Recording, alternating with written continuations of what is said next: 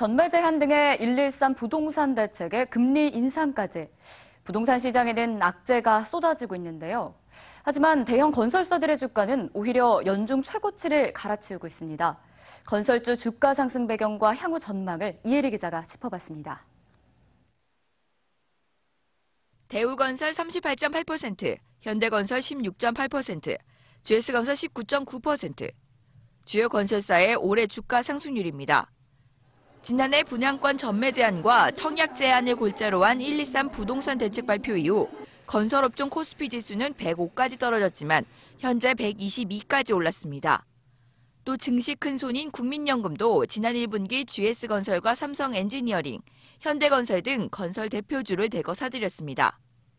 부동산 규제와 대출금리 상승 등 여러 부동산 악재 속에서 건설 주가가 급등하고 있는 것은 몇 년간 이어진 주택시장 호황으로 올해 1분기 국내 주택 부분 실적이 크게 늘어날 것으로 예상되고 있기 때문입니다. 25일 현대산업개발을 시작으로 이번 주 줄줄이 주요 건설사들의 1분기 실적 발표가 예정돼 있는 가운데 증권업계는 건설사들의 영업이익이 크게 개선될 것으로 전망하고 있습니다. FN가이드에 따르면 현대건설의 1분기 영업이익은 지난해 같은 기간보다 11.2% 늘어난 2,304억 원, 대림산업은 22.1% 늘어난 1,109억 원, GS건설은 주택사업 매출이 급증하면서 142.5% 늘어날 것으로 전망되고 있습니다. 대우건설도 지난해 4분기 해외 손실을 대거 털어낸 빅베스 단행 덕에 전년보다 115.6% 늘어난 1,305억 원의 영업이익을 기록할 것으로 전망되고 있습니다.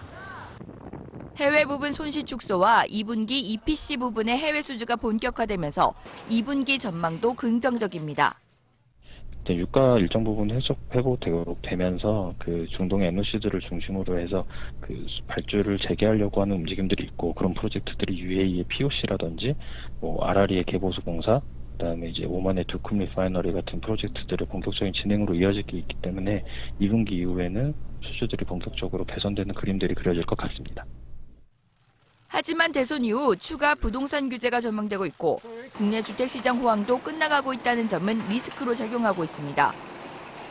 주요 대선 후보들이 DTI 강화와 부동산 보유세 인상 등의 공약을 들고 나온 가운데 대선 이후 정치적 리스크가 향후 건설업 전망의 핵심 키로 지목되고 있습니다.